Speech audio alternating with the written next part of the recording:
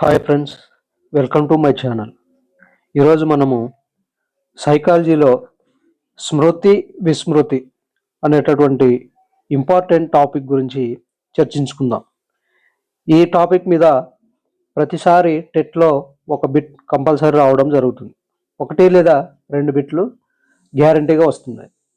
So ఈ video కాస్త ఎక్కువ నీడి ఉన్నా కానీ మనము ఈ టాపిక్ గురించి పూర్తిగా చర్చిద్దాం. మనము జీవితంలో అంటే పుట్టినప్పటి నుంచి మనం ఎన్నో అనుభవాలు ఎదుర్కొంటాం. మన జీవితంలో ఎన్నో సంఘటనలు జరుగుతాయి, కానీ అవి అన్నిటిని మనము గుర్తుంచుకోలేము. కొన్ని విషయాలు గుర్తుంటాయి, కొన్నిటిని మనము మర్చిపోతూ ఉంటాం. అంటే ఈరోజు ఏం టిఫిన్ చేసాం, ఏం కర్రీతో అన్నం తిన్నామంటే చెప్పగలుగుతాం. ఒక వారం క్రితము వెనస్డే ఏం టిఫిన్ చేసావు, ఏం కర్రీతో అన్నం తిన్నామంటే మనము చెప్పడం కష్టం. సో కొన్నిటిని మనం లైఫ్ లాంగ్ గుర్తుంచుకుంటాం. మీ ఫోన్ నెంబర్ చెప్పండి అంటే వెంటనే చెప్పేస్తాం. కొన్ని విషయాలు మాత్రము గుర్తుండవు. చాలా చిన్న విషయాలు అయినప్పటికీ అవి మనకి గుర్తుండవు.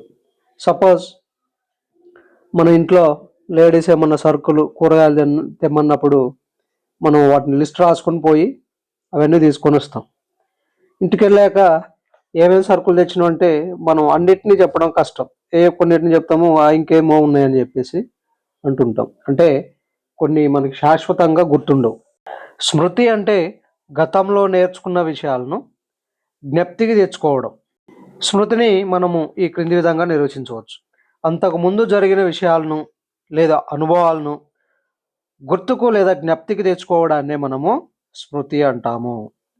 ఉదాహరణకు తాజ్మహల్ కట్టింది ఎవరు అని మనం పిల్లల్ని అడిగినప్పుడు వాళ్ళకి సడన్గా గుర్తుకు రాదు.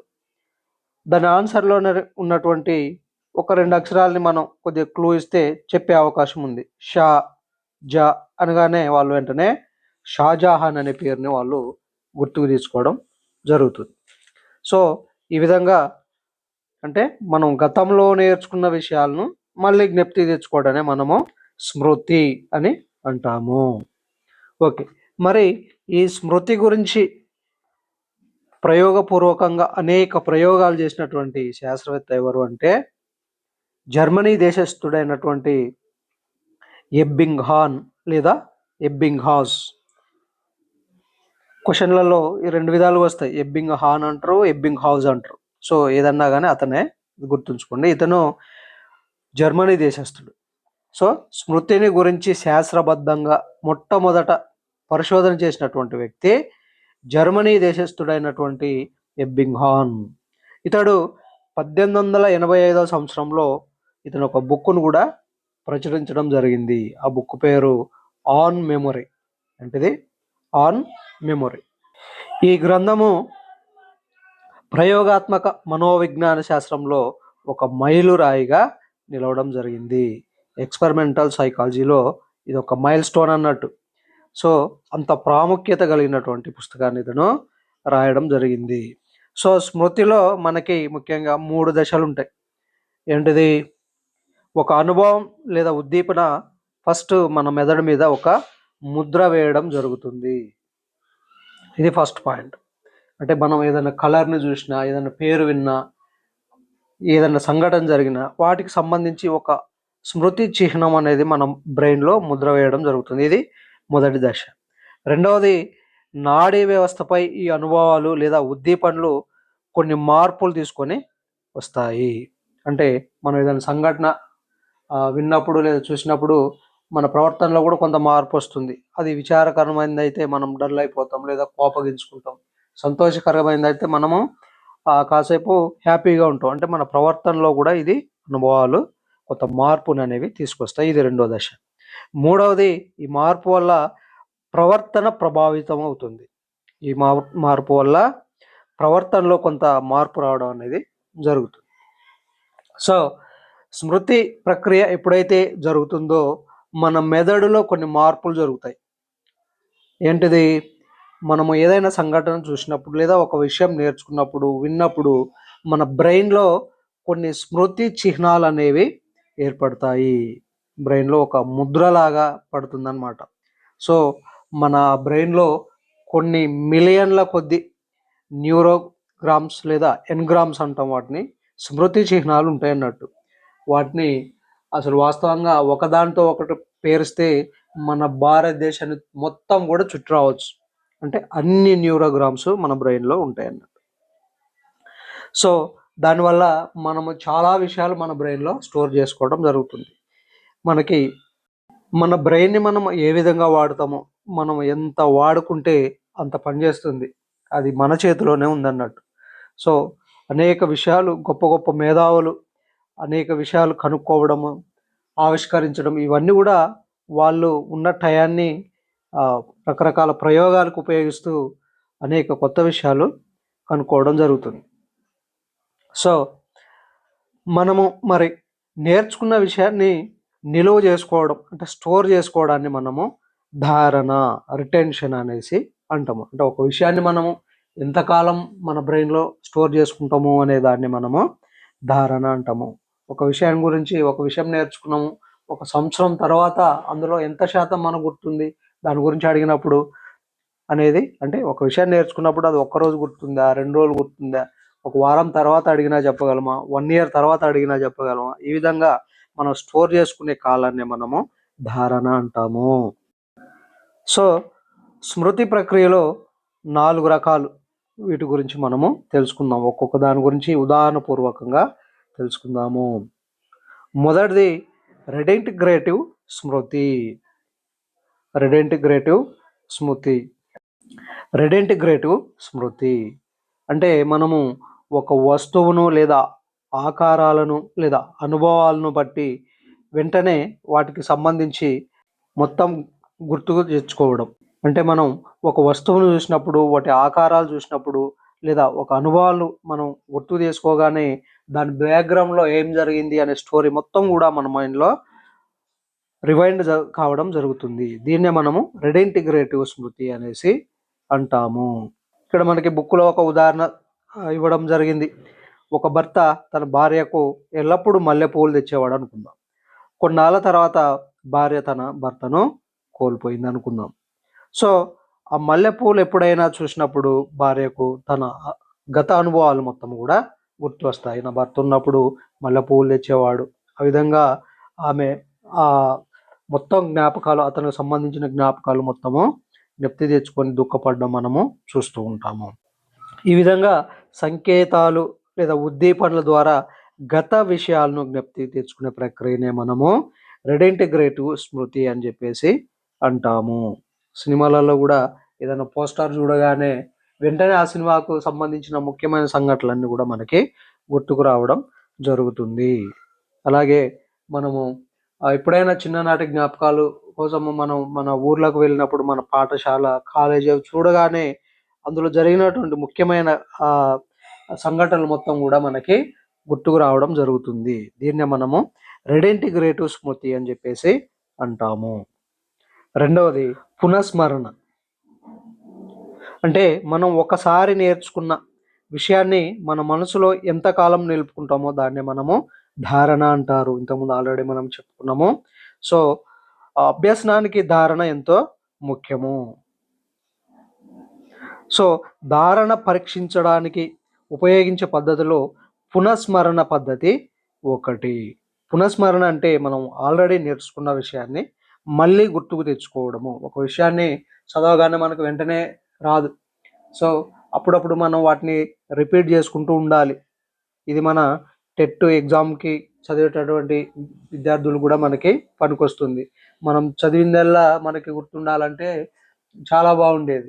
అలా గుర్తుండవు కదా. మనం ఎప్పుడైతే వాటిని మళ్ళీ మళ్ళీ రిపీట్ చేసుకుంటామో మన మైండ్లో అవి ఎక్కువ కాలము స్టోర్ ఉండడం జరుగుతుంది. సో పునఃస్మరణ అంటే ఏంటిది అన్నట్టు ఆల్రెడీ నేర్చుకున్న విషయాన్ని మళ్ళీ జ్ఞప్తికి తెచ్చుకోవడము. సో ఈ పునఃస్మరణలు కూడా 2 రకాలు ఉన్నాయి.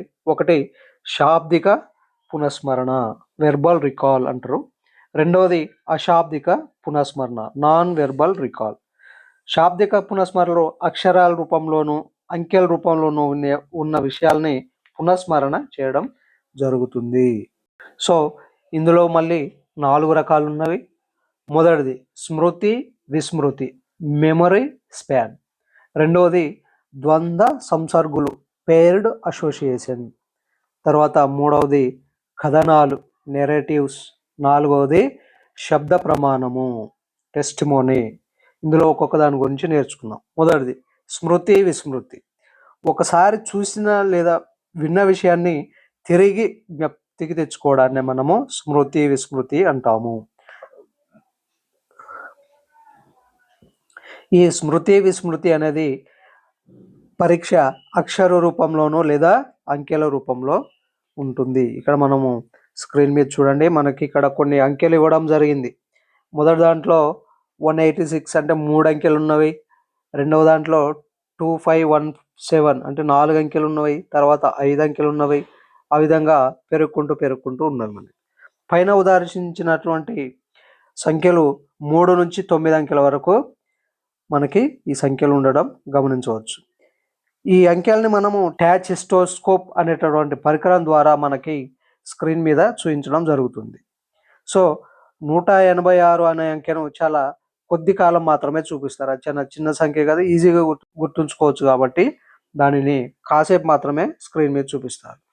తర్వాత ఆ ప్రయోజుడు ఆ 3 అంకెల సంఖ్యను పునశ్చరణ చేసుకోవాలి. అంటే ఫస్ట్ ఏముంది 186 అనేది ఫస్ట్ది 186 అనేది గుర్తుంచుకోవాలి. ఆ తర్వాత 4 అంకెల సంఖ్యను, ఆ తర్వాత 5 అంకెల సంఖ్యను, 6 అంకెల సంఖ్యను, 7 అంకెల సంఖ్యను ఒక్కొక్క వాటిని ఒక్కొక్కసారి చూపించడం జరుగుతుంది. సో ఇప్పుడు ప్రయోజుడు ఉదాహరణకు 7 అంకెల వరకు పునఃస్మరణ చేయగలిగిన వాడనుకుందాం. అంటే అతని స్మృతి, విస్మృతి 7 అని చెప్పవచ్చు. అంటే 7 అంకెల వరకు ఏ నెంబరు అడిగినా చెప్పగలగాలి. అంటే 5వ నెంబర్ ఏంటి, 5 అంకెల నెంబర్ ఏంటి అంటే అతను గుర్తుంచుకొని చెప్పగలిగింది అనుకోండి, అతని స్మృతి, విస్మృతి 5. ఆ విధంగా. రెండవది ద్వంద్వ సంసర్గులు. ఇక్కడ ఒక జాబితాను తయారు చేస్తారు. ఆ జాబితాలో పదాలు జంటలుగా ఉంటాయి. అంటే ఒకటేమో అర్థవంతమైన పదము, ఇంకొకటి అర్థం లేనటువంటి పదాన్ని దానికి జోడిస్తారు. సో ఈ జంట పదాలను చూసి కాసేపు వాటిని మనం స్మరించుకోవాలి. స్మరించుకున్న తర్వాత ఇక్కడ చూడండి స్క్రీన్ మీద ball, tucks, love, jack, good, కిజ్ అనేటటువంటి పదాలు ఉన్నవి. ఈ బాల్, లవ్, గుడ్ అనే వాటికి అర్థాలు ఉన్నాయి, కానీ టక్స్, జాక్, కిజ్ అనే వాటికి అర్థాలు లేవు. ఇందులో ఆ స్క్రీన్ మీద చూపించిన తర్వాత స్క్రీన్ ఆఫ్ చేసి లవ్ అని అడుగుతారు. దానికి ఏ పదం జోడించారో చెప్పగలిగితే అతని మెమరీ అంటే ఎంత ధారణ ఎంతసేపు ఉంది అనేది మనము వాటిని బట్టి ఈ సైకాలజిస్టులు అంచనా వేయడం జరుగుతుంది. బాల్ అనే పదం మాత్రం చూపించినప్పుడు వెంటనే అతడు టక్స్ అనే అర్ధరహిత పదాన్ని కూడా ప్రయోజుడు జ్ఞప్తికి తెచ్చుకోవాల్సి ఉంటుంది. ఈ విధంగా ధారణ ఎంత ఉంది, ఎంత జ్ఞాపక శక్తి ఉంది అనేది పరీక్షించడం జరుగుతుంది. మూడవది కథనాలు. కథనాలు అంటే నెరేషన్. అంటే ఒక స్టోరీ, ఒక ప్రయోజకుడికి ఒక స్టోరీ చెప్తారు. దాన్ని ఒక వ్యక్తి నుండి మరో వ్యక్తికి ఆ విధంగా చెప్పమని చెప్తారు. అంటే సపోజ్ ఇక్కడ ఒక చిన్న స్టోరీ చూద్దాము. ఒక వ్యక్తి రోడ్డు మీద వెళ్తూ బండి స్కిడ్ అయ్యి కుక్క అడ్డం వచ్చేసి స్కిడ్ అయ్యి కింద పడిపోయినప్పుడు అతనికి చేతులకి కాళ్ళకి చిన్న గాయాలయ్యాయి. వెంటనే అతను లెగిసాడు, బండి లేపుకున్నాడు, తుడుచుకొని వెంటనే వెళ్ళిపోయాడు. ఈ సంఘటన పొలంలో ఉన్నటువంటి ఒక వ్యక్తి చూసి తన ఫ్రెండ్కి చెప్తాడు, అరే పలానా వాళ్ళ అబ్బాయి ఇక్కడ యాక్సిడెంట్ జరిగి కింద పడిపోయినరా, కాళ్ళు చేతులు మొత్తం ఇరిగిపోయినాయి, బ్లడ్ బాగా వచ్చింది అని చెప్పిండంట.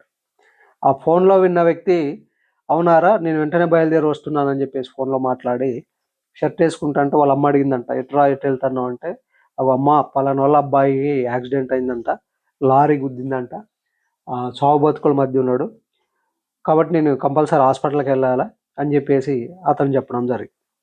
వాళ్ళమ్మ పొలం పనిలోకి వెళ్ళినప్పుడు తన తోటి వాళ్ళతో అంటుందంట, ఫలానా వాళ్ళ అబ్బాయికి యాక్సిడెంట్ అయిందంట, లారీ గుద్దిందంట, కాళ్ళు చేతులు ఇరిగిపోయినాయంట, తలకు కూడా బలమైన గాయం జరిగిందంట, డాక్టర్లు ఇప్పుడు ఏదైంది చెప్పలేమన్నారంట, ఐసీలో ఉన్నాడంట అని చెప్పేసి ఆమె ఇంకా ఒక 4 లైన్లు వాటికి ఎక్స్ట్రా చెప్పడం జరుగుతుంది. అంటే ఇక్కడ అసలు జరిగిన విషయానికి ఉన్నది ఉన్నట్టుగా కాకుండా ఆ విషయంలో మార్పు జరగవచ్చు, కొత్తవి యాడ్ కావచ్చు, ఉన్న విషయం పక్కకు పోవచ్చు. దీన్నే మనము కథనాలు అని చెప్పేసి అంటారు. పునఃస్మరణ మాపనం చేయడానికి ఉపయోగించే మరొక పద్ధతి కథనాల పద్ధతి. దీనిలో అనేక మంది వ్యక్తులు పాల్గొంటారు. మొదటి వ్యక్తి రెండో వ్యక్తికి ఒక కథ చెప్తాడు. రెండో వ్యక్తి ఆ కథను గుర్తుంచుకొని మూడో వ్యక్తికి చెప్తాడు. మూడో వ్యక్తి ఆ కథ నాలుగో వ్యక్తికి చెప్తాడు. ఈ విధంగా ఒకరి దగ్గర నుంచి విన్న విషయాన్ని వేరొకరికి చేరవేసేటప్పుడు అనేక మార్పులు జరుగుతాయి.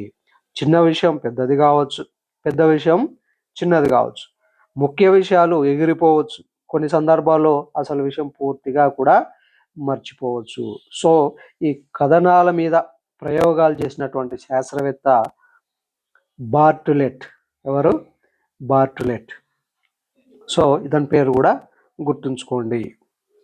నెక్స్ట్ 4వది శబ్ద ప్రమాణం.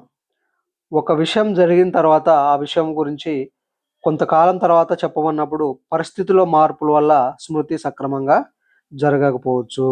అంటే ఒక ఉదాహరణకి ఒక వ్యక్తి రోడ్డు మీద ఒక హత్య చూశాడు అనుకుందాం.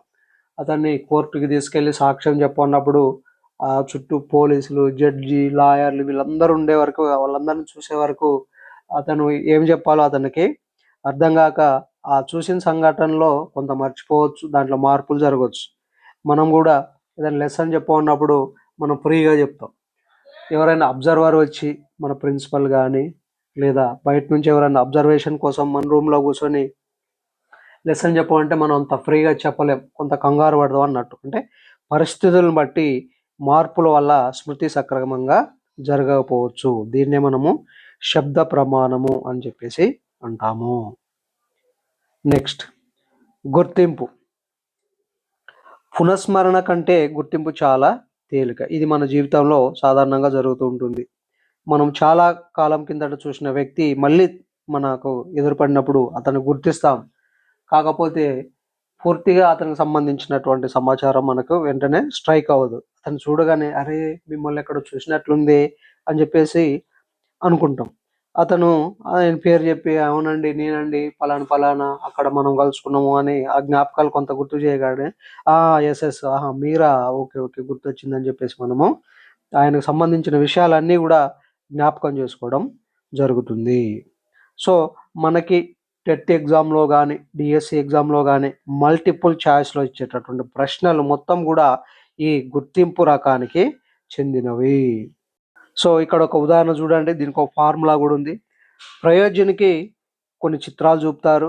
ఉదాహరణకు 20 ఛాయాచిత్రాలు చూపిస్తారు. తర్వాత వీటిని ఇంకొక 20 ఫోటోలతో కలిపి మొత్తం 40 ఛాయాచిత్రాలను చూపుతారు. వీటిలో ముందు చూసిన 20 ఛాయాచిత్రాలను ప్రయోజ్యుడు గుర్తించాలి. అర్థమైంది కదా? ఫస్ట్ టైం ఒక 20 చూపిస్తారు, ఓకే వీటిని గుర్తుంచుకోండి అని చెప్పేసి తర్వాత వాటికి ఇంకొక 20 యాడ్ చేసి మొత్తం 40 ఛాయాచిత్రాలు, ఫోటోలు చూపించడం జరుగుతుంది. ఇందులో ఫస్ట్ చూసినటువంటి 20లో మీకు ఎన్ని గుర్తున్నవి అని చెప్పేసి అడగడం జరుగుతుంది. దీనికి కనుక్కోవడానికి మనకి ఒక ఫార్ములా ఉంది. గుర్తింపు = ఒప్పులు మైనస్ తప్పులు బై మొత్తం ఇంటూ 100. 20 చూపించినప్పుడు అందులో మీలాంటి బాగా తెలివైన వాళ్ళు ఒక 18 ఛాయాచిత్రాలను పర్ఫెక్ట్గా గుర్తించారు. 20లో ఇగో ఈ 18ని మీరు నాకు ఫస్ట్ టైం చూపించిన వాటిలో 18 ఉన్నాయని చెప్పిండు అనుకుందాం. సో అతని గుర్తింపు గణన ఎంత అన్నట్లు? ఒప్పులు మైనస్ తప్పులు బై మొత్తం అని చెప్పినాం కదా. ఒప్పులు అంటే కరెక్ట్ చెప్పినవి 18, ఎన్ని రాంగ్ చెప్పాడు? 2 రాంగ్ చెప్పాడు. సో -2 బై చూపించిన ఛాయాచిత్రాలు ఎన్ని? 20 ఇంటూ 100. సో 80%. సో అతని గుర్తింపు గణన 80%. తర్వాత డెజావు మిథ్యా పరిచయ భావం. డెజావు మిథ్యా పరిచయ భావం అంటే మనకి కొన్ని సంఘటనలు ఒక్కోసారి ఒక సంఘటన జరుగుతుంటే అరే ఇది ఆల్రెడీ ఇంతకుముందు ఎప్పుడో జరిగిందే అని చెప్పేసి మనం అనుకుంటూ ఉంటాం. దీనినే డెజావు మిథ్యా పరిచయ భావం అని చెప్పేసి అంటారు. డెజావు అనేది ఒక ఫ్రెంచ్ పదం. ఇలా జరగడానికి కారణము, మిథ్యా పరిచయ భావం కలగడానికి కారణము ఇప్పుడు చూస్తున్న దానికి మనము ఆల్రెడీ ఇంతకుముందు చూసినటువంటి దానికి పోలికలు ఉండడము. ఒక్కోసారి స్మృతి విరూపణ వల్ల కూడా ఇలాంటి భ్రమ మనకి కలగవచ్చు. So 4th పునరభ్యాసం. మనం ఒక విషయాన్ని నేర్చుకున్న తర్వాత కాల వ్యవధి వల్ల అందులో కొంత భాగాన్ని మర్చిపోతాము. మనం చదివిన ప్రతిదీ గుర్తుంటే బాగానే ఉండేది. మనకి టెట్లో 150కి 150 వచ్చాయి. అలా గుర్తుండవు కదా. నేర్చుకున్నవి చాలా విషయాలు మనం మర్చిపోతూ ఉంటాం. కానీ కొంత విషయం దారంలో ఉంటుంది, పూర్తిగా మర్చిపోం. తిరిగి ఆ విషయాన్ని పూర్తిగా నేర్చుకోవడాన్ని మనము పునరభ్యసనము అని చెప్పేసి అంటాము. దీనినే పొదుపు పద్ధతి అని కూడా అంటారు. ఈ పొదుపు పద్ధతిని ప్రవేశపెట్టినటువంటి శాస్త్రవేత్త ఎబ్బింగ్హౌస్ లేదా ఎబ్బింగ్హాన్. సో దీనికి కూడా ఒక ఫార్ములా ఉంది. ఒక చిన్న లెక్క చూద్దాము. ఉదాహరణకు ఒక వ్యక్తి ఒక విషయం నేర్చుకోవడానికి 60 నిమిషాల కాలం పట్టింది. కొంతకాలం తర్వాత అతను మళ్ళీ ఆ విషయాన్ని నేర్చుకోవడానికి 20 మినిట్స్ మాత్రమే పట్టింది. సో అతను 40 నిమిషాలని పొదుపు చేయగలిగాడు. దీన్ని పొదుపు గణన ద్వారా మనము గుర్తించవచ్చు. దీనికి ఫార్ములా వచ్చేసి పొదుపు గణన = అసలు ప్రయత్నాలు మైనస్ పునరభ్యసన ప్రయత్నాలు బై అసలు ప్రయత్నాలు ఇంటూ 100. అసలు ప్రయత్నాలు అంటే మొదట నేర్చుకోవడానికి ఎంత సమయం పట్టింది? 60 నిమిషాలు. నేర్చుకున్న తర్వాత కొంతకాలం తర్వాత కొంత మర్చిపోయాడు. దాన్ని మళ్ళీ నేర్చుకోవడానికి మళ్ళీ ప్రాక్టీస్ చేస్తే అది 20 మినిట్స్లోనే నేర్చుకోగలిగాడు. సో ఇక్కడ 60 - 20/60 ఇంటూ 100. దీన్ని మనం క్యాల్కులేషన్ చేస్తే 66.67 అనేది ఆన్సర్ రావడం జరుగుతుంది. సో అతని పొదుపు గణన ఎంత అనమాట? 66.67. తర్వాత స్మృతిలో ఇంకా కొన్ని రకాలు ఉన్నవి. ఇవి చాలా చాలా ఇంపార్టెంట్. వీటి మీదనే ఎక్కువ మనకి క్వశ్చన్స్ రావడం జరుగుతుంది. వీటిని ఒకసారి చూద్దాం. మొదటిది బట్టి స్మృతి మరియు తార్కిక స్మృతి.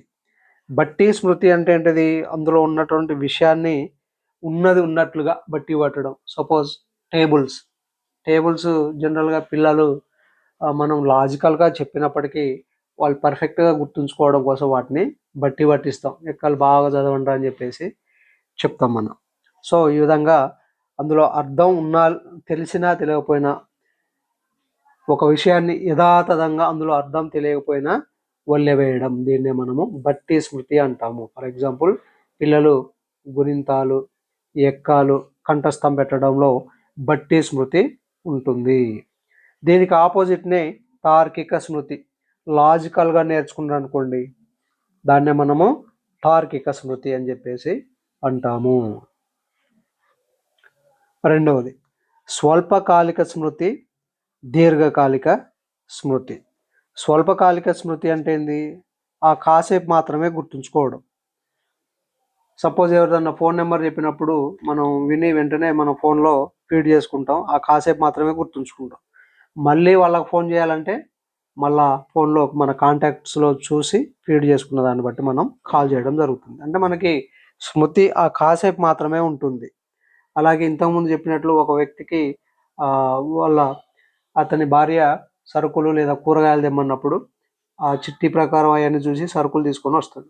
ఇంటికి వచ్చిన తర్వాత ఏమేమి సరుకులు తెచ్చారు అంటే కొన్ని ముఖ్యమైనవే గుర్తుంటవి. అన్ని సరుకులు అతను చెప్పలేడు. అందులో బ్యాగులో ఉన్నాయి, ఆ కవర్లో ఉన్నాయి చూడుకో అని చెప్పేసి చెప్పడం జరుగుతుంది. సో అది అప్పటి వరకే తాత్కాలికంగా వాటిని గుర్తుంచుకోవడం జరిగింది. దీనినే మనము స్వల్పకాలిక స్మృతి అని చెప్పేసి అంటాము.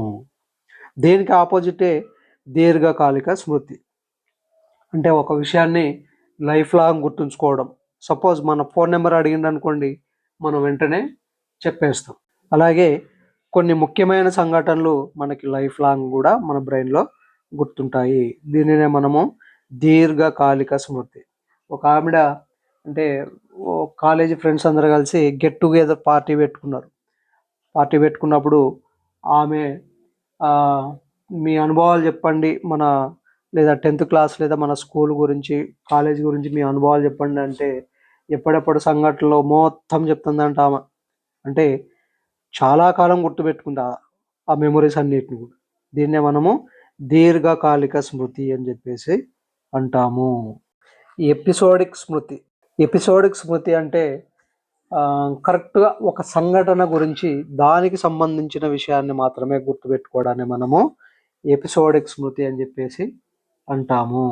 ఒకతను మార్కెట్లో వెళ్తుంటే అక్కడ ఒక ప్రమాదం జరిగింది, లేదా ఒక మర్డర్ జరిగింది, ఇంకా ఏదైనా సంఘటన జరిగింది అనుకుందాం. దానికి సంబంధించి కోర్టులో తనని సాక్ష్యం చెప్పన్నప్పుడు యాజ్ ఇట్ ఈస్గా కొంత టెన్షన్ పడుతూ అయినా కానీ అక్కడ జరిగినటువంటి మొత్తం విషయాన్ని స్పష్టంగా ఈ మొత్తం చెప్పగలిగింది అనుకోండి, దీన్నే మనము ఎపిసోడిక్ స్మృతి అని చెప్పేసి అంటాము. అర్థమైంది కదా? ఏదైనా ఒక సంఘటన గురించి పర్టికులర్గా గుర్తుపెట్టుకోవడాన్ని మనము ఎపిసోడిక్ స్మృతి అని చెప్పేసి అంటాము. ఓకే, ఇప్పటి వరకు మనము స్మృతి గురించి తెలుసుకున్నాం. ఇప్పుడు విస్మృతి అంటే ఫర్గెటింగ్. ఈ విస్మృతి ఎలా జరుగుతుంది, దాన్ని ఎలా మనం ఓవర్కమ్ చేయవచ్చు అనేది చూద్దాం. విస్మృతి అంటే మర్చిపోవడం. పుట్టింది మొదలు ప్రతి వ్యక్తి అనేక అనుభవాలను చవిచూస్తాడు. అవన్నీ అతనికి గుర్తుండవు. కొన్ని విషయాలు మర్చిపోతారు. పాఠశాలలో నేర్చుకున్న అనేక విషయాలను కూడా విద్యార్థులు మర్చిపోతూ ఉంటారు. నిత్య జీవితంలో కొన్ని విషయాలు మాత్రం జీవితాంతము జ్ఞాపకం ఉంటాయి. అవి మర్చిపోవాలన్నా కానీ మర్చిపోలేము. సో మన లైఫ్లో ఎదుర్కొన్నటువంటి సంఘటనలు కొన్ని గుర్తుంటాయి, కొన్నిటిని మనము మర్చిపోతాము. ఒక విధంగా విస్మృతి అనేది మంచి వరం లాంటిది, అవునా కదా? ఓన్లీ స్మృతి ఒక్కటే ఉంటే సరిపోదు, విస్మృతి కూడా మనకి మన మానసిక ఆరోగ్యానికి ఎంతో సహాయం చేస్తుంది. అంటే మనకి ఏవైనా బాధాకరమైనటువంటి సంఘటనలు అనేకం జరుగుతాయి మన లైఫ్లో, వాటన్నిటిని కూడా కాలగమనంలో మర్చిపోతూ ఉంటాం. నిజంగా ఆ విస్మృతి అనేది కూడా అందుకనే మనకి ఒక వరం లాంటిది. దుఃఖకరమైన బాధాకరమైన అంశాలని మర్చిపోవడం అనేది చాలా మంచిది. వాటిని తలుచుకొని మళ్ళీ మళ్ళీ బాధపడడం కంటే మనకి ఇష్టం లేనివి వాటిని మనము మర్చిపోవడం అనేది చాలా మంచిది. అందుకనే విస్మృతి అనేది ఒక వరం లాంటిది. మరి ఈ విస్మృతికి కారణాలు ఏంటిదో ఒకసారి చూద్దాం. ఫస్ట్ది అనుపయోగం వల్ల స్మృతి క్షయం. అంటే ఒక విషయాన్ని నేర్చుకున్నాము, ఎప్పుడో నేర్చుకున్నాము, ఇంకా దాని వైపు మళ్ళీ టచ్ చేయలేదు, ఆ టాపిక్ చూడలేదు, చదవలేదు, ప్రాక్టీస్ చేయలేదు. సో ఆటోమేటిక్గా దాన్ని మనము మర్చిపోయే ఛాన్స్ ఉంటుంది. సో అంటే ఏంటిది, ఒక విషయాన్ని మళ్ళీ ఉపయోగించకపోతే జరిగే స్మృతిని మనము అనుపయోగం వల్ల స్మృతి అని చెప్పేసి అంటాము. Passive decades through because. So మనం ఇంతకుముందు ఆల్రెడీ చెప్పుకోవడం జరిగింది. మనకి ఏదైనా సంఘటన జరిగినప్పుడు, చదివినప్పుడు మన బ్రెయిన్లో కొన్ని స్మృతి చిహ్నాలు ఏర్పడతాయి. వీటిని ఎన్గ్రామ్స్ అని అంటారు, లేదా న్యూరోగ్రామ్స్ అని అంటారు. ఇలాంటి స్మృతి చిహ్నాలు కాలం గడిచే కొద్దీ క్షీణించిపోతూ ఉంటాయి, కొంతకాలానికి పూర్తిగా నశించిపోతాయి. కానీ మనం ఒక విషయాన్ని మర్చిపోయిన తిరిగి కొన్ని సంకేతాల వల్ల ఆ విషయాన్ని గుర్తుకు తెచ్చుకోవడం జరుగుతుంది. కొన్ని విషయాలు వాడుకలో లేకపోయినా స్మృతిలో ఉంటాయి. ఉదాహరణకు ఒక వ్యక్తి ఈత కొట్టడం, సైకిల్ తొక్కడం, టైప్ చేయడం, ఇలాంటివి మనం ఒకసారి నేర్చుకుంటే మళ్ళీ వాటిని మర్చిపోయే ఛాన్స్ ఉండదు.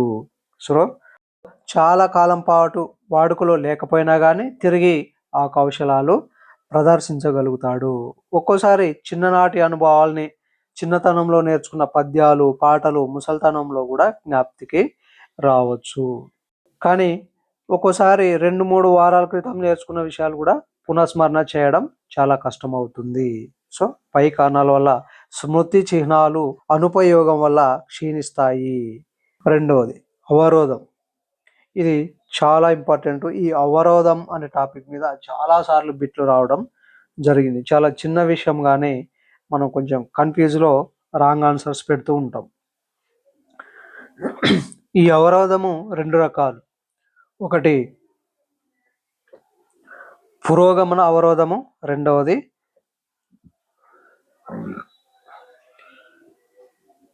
తిరోగమన అవరోధం.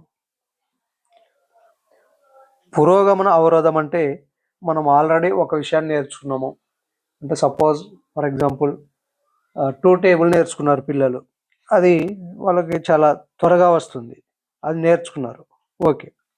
ఇప్పుడు మళ్ళీ 3 టేబుల్ అంటే 3వ ఎక్కం నేర్చుకున్నప్పుడు ఈ ఫస్ట్ ఎక్కంలోనివి వీళ్ళకి అడ్డుపడుతూ ఉంటాయి, వాళ్ళకు కొంచెం కష్టం అవుతుంది. అంటే పురోగమన అవరోధం అంటే గతంలో నేర్చుకున్న విషయాలు ఇప్పుడు నేర్చుకున్న విషయాలకు ఆటంకపరచడము. అంటే పాత విషయాలు కొత్త విషయాలకి అడ్డుపడుతూ ఉంటాయి. వీటిని మనము పురోగమన అవరోధము అని చెప్పేసి అంటాము. అంటే తెలుగు వ్యాకరణం మంచిగా నేర్చుకున్నాం, ఇప్పుడు ఇంగ్లీష్ గ్రామర్ నేర్చుకోవాలంటే మనము తెలుగు గ్రామర్ దీనికి అడ్డుపడుతూ ఉంటుంది. దీన్ని మనము పురోగమన అవరోధం అని చెప్పేసి అంటాము. విషయాల మధ్య సారూప్యం ఎక్కువగా ఉన్నప్పుడు ఈ పురోగమన అవరోధం అనేది జరుగుతూ ఉంటుంది. రెండవది తిరోగమన అవరోధం. ఇప్పుడు చెప్పుకున్న దానికి రివర్స్ ఈ తిరోగమన అవరోధము. అంటే 2 టేబుల్ నేర్చుకున్నాడు, చక్కగా కష్టపడి పిల్లవాడు, మంచిగా వచ్చింది ఈజీగా. తర్వాత ఎంతో కొంత కష్టపడి 3 టేబుల్ కూడా నేర్చుకున్నాడు. నేర్చుకున్న తర్వాత మళ్ళీ వెంటనే మనము 2 టేబుల్ అడిగినాం అనుకోండి, అతడు కొంత ఇబ్బంది పడుతూ 3 టేబుల్ చెప్పడం జరుగుతుంది. అంటే మనం ఇక్కడ 2 విషయాలు పర్ఫెక్ట్గా నేర్చుకున్నాం. ఫస్ట్ ఒకటి నేర్చుకున్నాం, తర్వాత రెండోది నేర్చుకున్నాం. మళ్ళీ మొదటి దాన్ని అడిగినప్పుడు, పాత విషయం నేర్చుకుంటున్నప్పుడు కొత్త విషయం అడ్డుపడితే దీనిని మనము తిరోగమన అవరోధం అని చెప్పేసి అంటాము. ఇందులో కొత్తగా నేర్చుకున్న విషయాలు, గతంలో నేర్చుకున్న విషయాలు పునఃస్మరణకు అవరోధం కలిగిస్తాయి. అంటే కొత్త అభ్యసనము పాత అభ్యసనానికి అవరోధంగా ఉంటుంది. సో ఈ 2 బాగా గుర్తుంచుకోవాలి. మూడవది దమనం, రిప్రెషన్.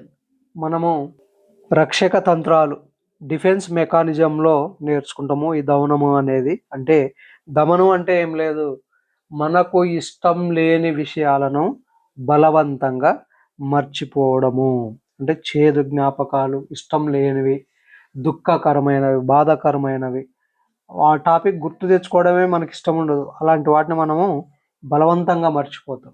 అంటే ఒక 1/2 మార్కుతో డిఎస్సి మిస్ అయింది, లేదా ఒక మార్కు తోటి టెట్ క్వాలిఫై కాలేము, అలాంటివి మనకు ఎంతో బాధ కలిగిస్తాయి. ఎవరన్నా కలిసినప్పుడు ఏంటి బాబు మీకు డిఎస్సి రాలేదా అంటే మనకు ఎంతో ఎంతో బాధ కలుగుతుంది. అరే 1/2 మార్కుతో 1 మార్కుతో డిఎస్సి మిస్ అయ్యాము, అవన్నీ ఇప్పుడు ఎందుకులేండి అని చెప్పేసి ఆ టాపిక్ మనం కట్ చేస్తాం.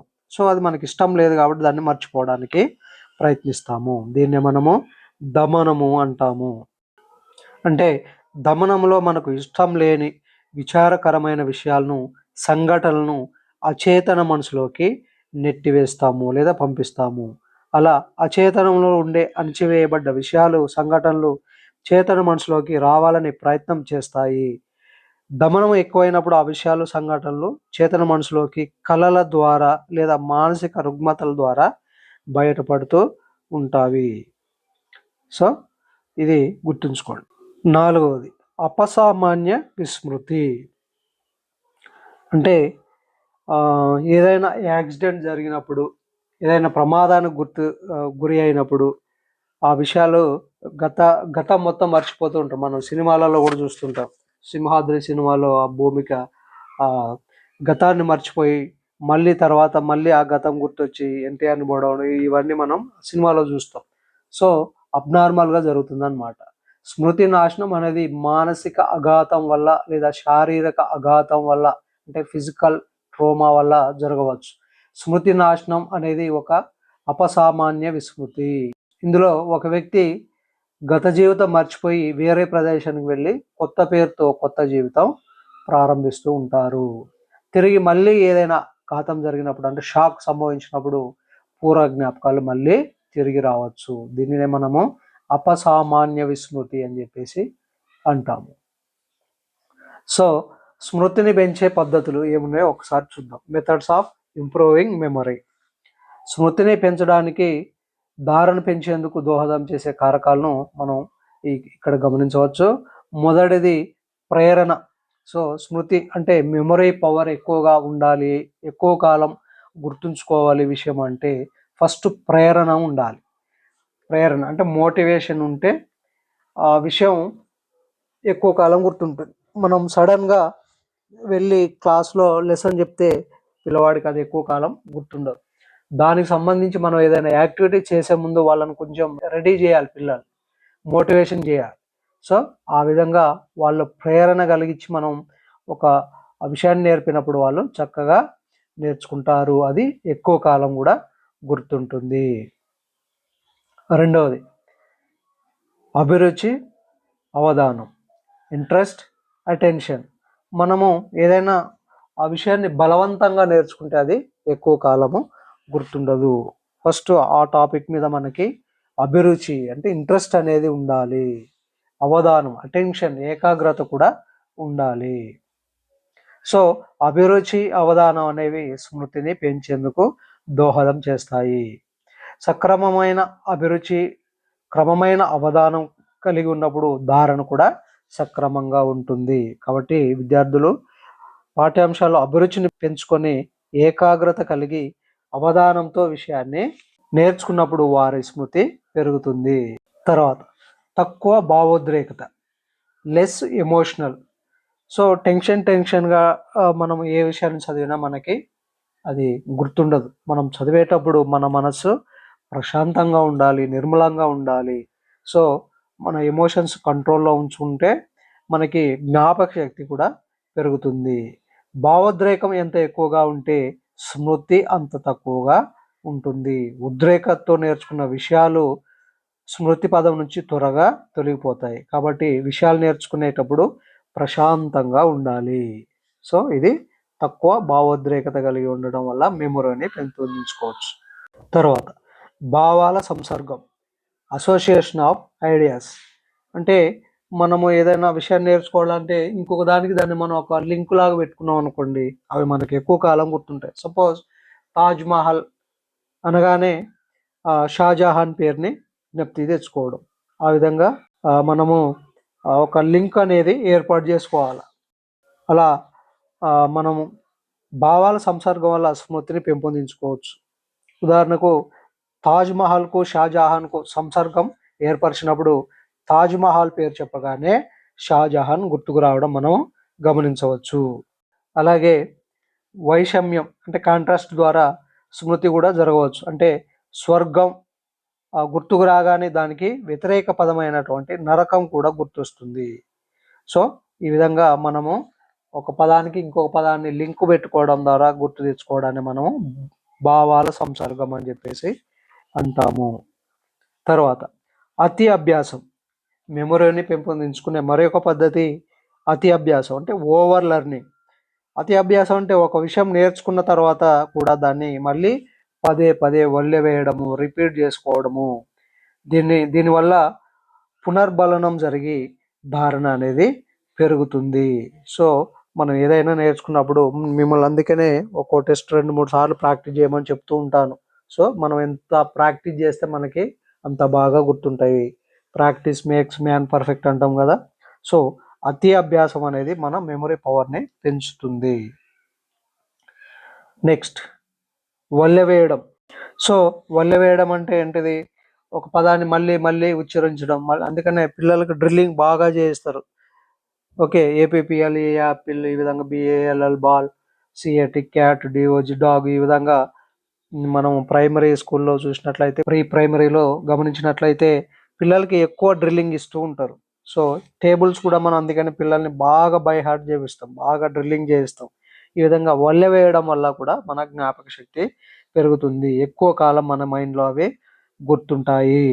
పద్యాలను కూడా మళ్ళీ మళ్ళీ చదివించడం, మళ్ళీ మళ్ళీ అడగడం, ఈ విధంగా రిపీటెడ్ చేస్తూ ఉంటే, వల్లె వేస్తూ ఉంటే అవి ఎక్కువ కాలం గుర్తుంటాయి.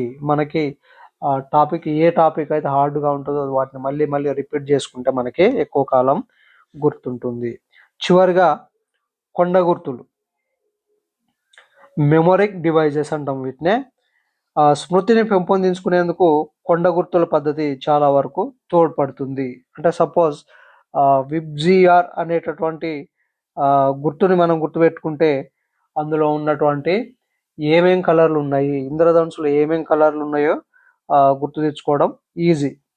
అలాగే తెలుగు ఘన విభజన చేసేటప్పుడు యమత రాజబాణ సలగం అనేది చెప్తారు. అర్థం లేనటువంటి వాక్యం అయినప్పటికీ మనం ఘన విభజన చేయడానికి అది మనకు ఎంతగానో సహాయపడుతుంది. నేను ఆల్రెడీ ఇంతకుముందు కూడా ఒక వీడియో చేయడం జరిగింది. ఆమ్లాలు, క్షారాలు, వాటిలో కెమికల్ ఇండికేటర్స్, రసాయన సూచికలు ఆమ్లాల్లో కలిసినప్పుడు ఏ రంగు ఇస్తుంది, క్షారాల్లో కలిసినప్పుడు ఏ రంగు, మిథైల్ ఆరెంజ్, ఫినాప్తలిన్ ఇవి ఎలాంటి రంగునిస్తాయని చెప్పడం కోసము మీకు ఒక కోడ్ చెప్పడం కూడా జరిగింది, అది మీకు గుర్తుందో లేదు.